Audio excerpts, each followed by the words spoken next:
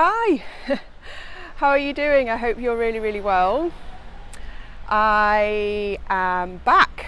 I had a bit of a break, a bit of a deep dive.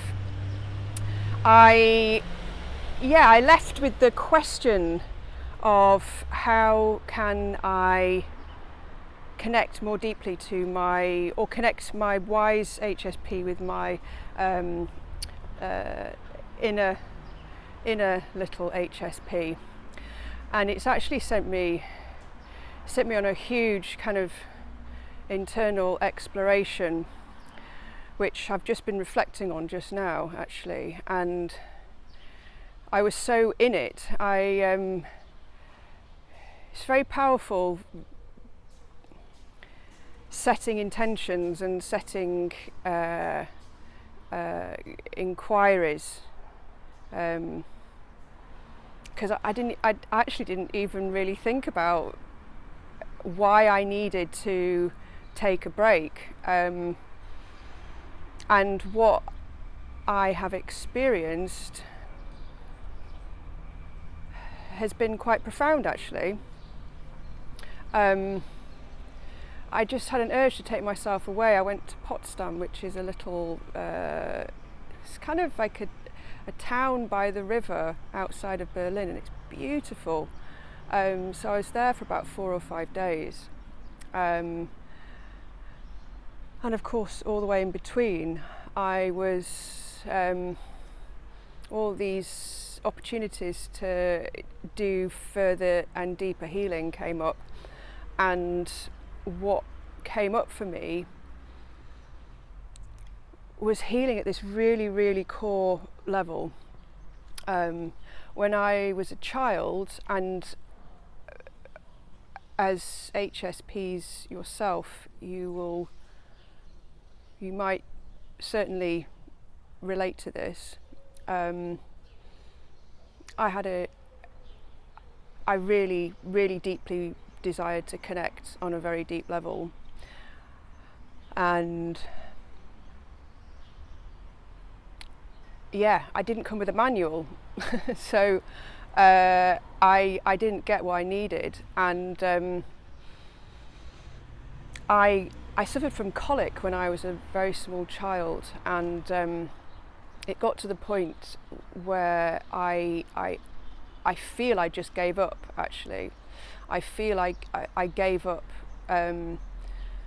reaching out to try and connect at this level. So a survival mechanism kicked into place, and I gave up. And I've been carrying that survival mechanism round with me up until a couple of weeks ago. And I had a profound shift, which feels amazing actually. And that was a profound connection with my inner girl, inner baby. Yes, and actually what I found out was, of course, this disassociation, because it's I've got a microphone, by the way, so I'm hoping you can hear me better. I'm living the dream. Testing, 1, 2. Of course the disassociation has happened before I was born, and actually me coming into the body was a form of disassociation, because I considered the body to be imperfect, and so I kind of schismed from my soul didn't quite land into my body. So it's been absolutely quite epic actually, because I feel like I'm finally landing into my body, which is profound and amazing. And and I'm going to talk about perfection in another video, but that's something that again is very relevant to HSPs. But this is perfection on a profound scale, and yeah, it's getting to the absolute source of these things that I've come into this world with, and then of course there's just this layering effect. So through this little mini break, I've been able to kind of get right into the absolute source before I was even born. So yeah, I feel very grateful for that, and I'm pleased that it's all about listening to my body. And I know people say that, or it's like, oh, listen to your body. I actually am listening to my body, and I feel more and more in tune with my intuition, and it's like this power. I'm working with power is inside of me versus power is outside of me, and it's a complete paradigm shift. So yeah, I've been pretty busy actually. I'm trying to think of the other question that I was left with. What did I leave the other question with? It'll come back to me. So, oh yeah, how can I let people in? Well, I feel I'm sort of doing that all the time. The more I become more and more embodied, the more safe I feel in my body. I've been on this deep quest to... My fascination in life is to journey from the illusion of lack of safety into empowerment. That's my obsession, and that's what I'm here to facilitate other people, people with high sensory intelligence and people who are also high sensation seekers. And so yes, the more and more I feel safer in my body, the more and more I'm able to open up to life, flirting with life, flirting with people, flirting with, it feels more grounded, and feeling more empowered. My power is in my energetic field, and I've spent my life in my head trying to work everything out in my head, which is just, forget it. It doesn't work.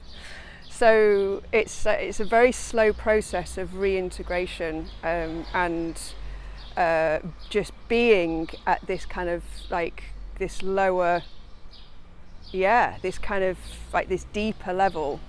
It's a deeper vibration, not a lower, very much not a lower. It's a deeper vibration, and that's where I feel I can access my truth and my power.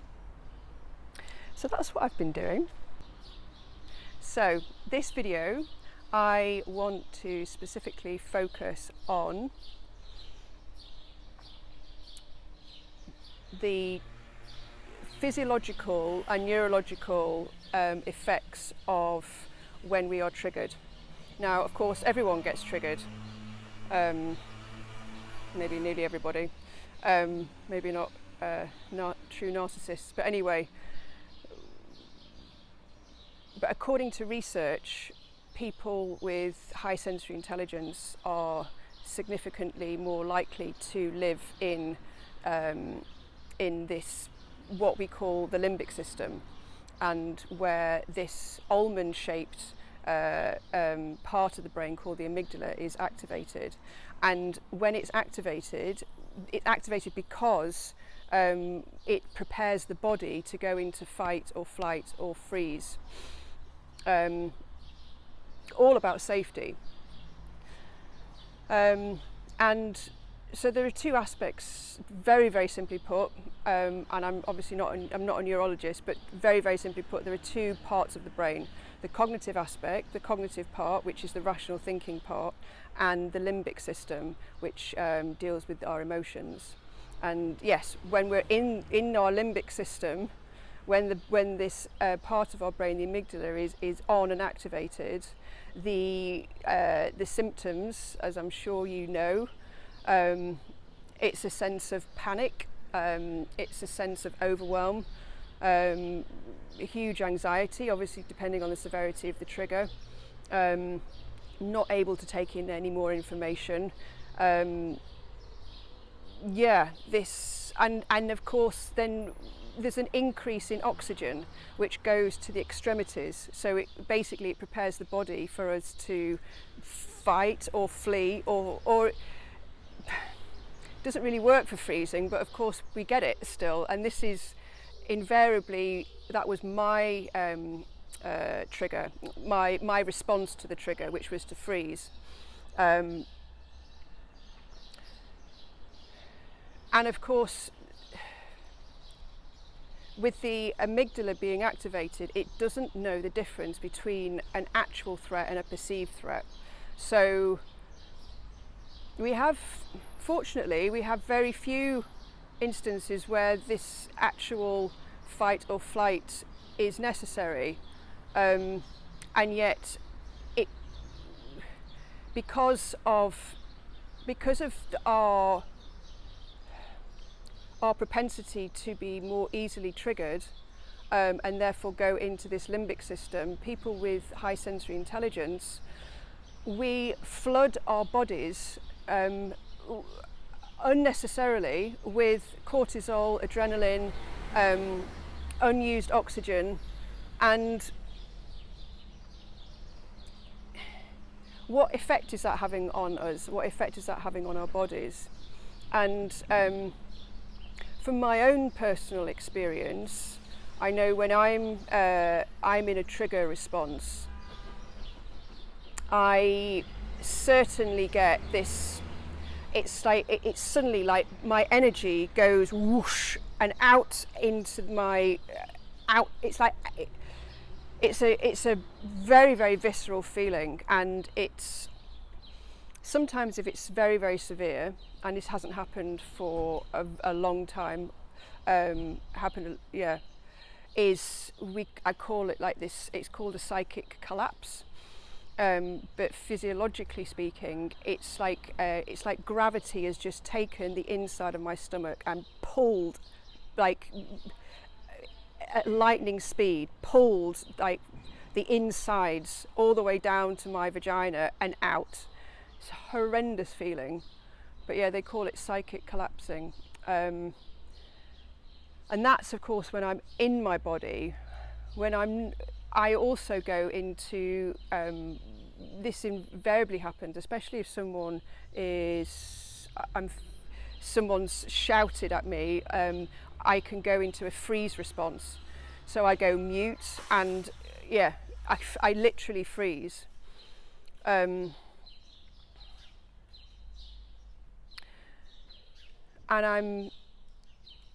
So that's on a physiological level. On an emotional level, I have this. Again, it's depending on the severity of the situation and the trigger, but there's this.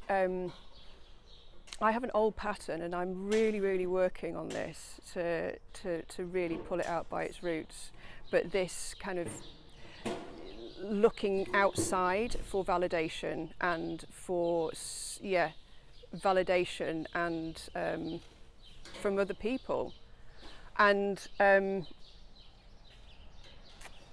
when I don't get it, and this is an extreme example, when I feel I don't get it, and I'm in a group scenario, I feel it's like all my self-worth has come out of me and into the hands of the other person.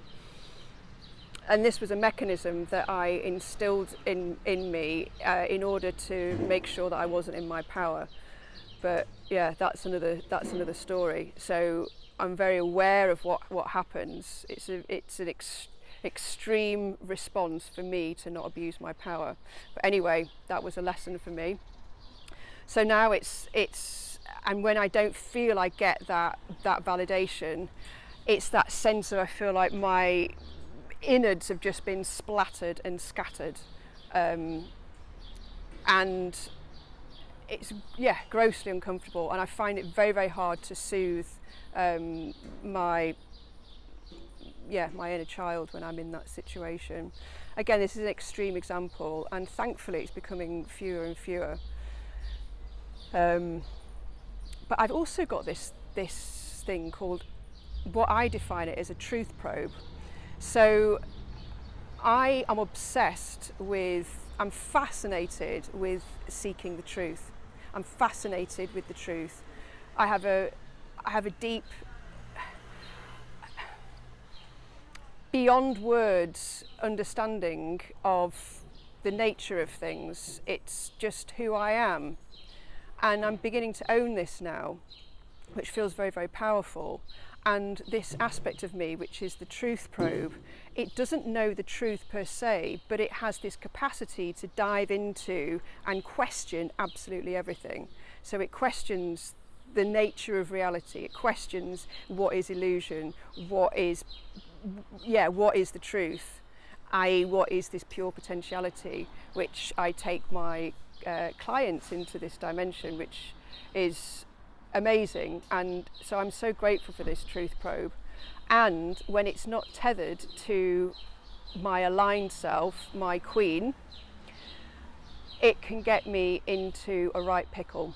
And of course, when I'm in a trigger response, it just reflects back to me this illusion of the world being unsafe, my innards being splattered across the floor. So as people with high sensory intelligence, we have a very, very deep processing capacity. So this is a version of me deeply processing, but it's looking outside to process. So it's a very kind of very unique, a unique way of this processing. And I want to ask you guys, what is your version of the truth probe? But I'll come back to that at the end. So yes, so it gets me into a right pickle, and of course it just completely, it just makes everything 100 times worse. So it's about owning and being in this level of objectivity, which even when I'm in my worst states, I still have that capacity. Which again is it's remembering that and knowing that I have that. So yeah, and what triggers me? What triggers you? It's good to notice these things. Is it particular people, situations? For me, yes, certainly very specific situations. If I'm due on my period, or I'm on my period, or if I haven't had I've had little sleep, or there's been a confrontation, and then of course if there's a combination of those, that's when it can be an absolute shit show. But what I found doing this, being with this aspect, is just knowing that because of our makeup, because of this trait, because of this high sensory intelligence trait, it's just so much more natural for us to be in this limbic system. And so I had more objectivity and more compassion towards myself, and a greater understanding of neurologically and physiologically when these triggers occur. And so yeah, I'm just being with that at the moment. And so questions I want to leave you are, what situations, what people, what scenarios specifically trigger you? And yeah, what's your version of the truth probe? This extreme depth of processing, what is the gift of this extreme depth of processing? Or it could be another gift, because I have these traits on an extreme level, And it's only now that I'm really beginning to appreciate and understand that my gifts are also at that extreme level. And I'm just beginning to own it. I'm just beginning to own these gifts and actually begin to speak about them without cringing. So it's a huge ownership piece, and I really invite you to do the same.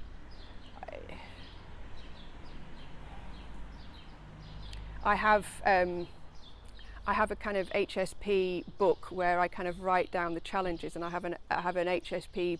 I'm going to keep going into the HSP. I have a high sensory intelligence book for positive aspects, and I find myself time and time again, just brushing off the positive aspects. Oh, I'll do that later. And I really invite you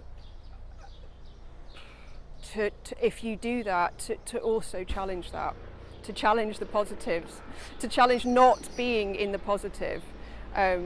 Is that a high sensory intelligence thing? I don't know, but I'm really focusing equal amounts of time on how to celebrate these amazing gifts, which you also have. So, yes, what is your version of the truth probe? And and identifying what are the specific circumstances where you get triggered. So I'll leave you with that, and I will see you soon. And I need to give myself homework, don't I? Homework.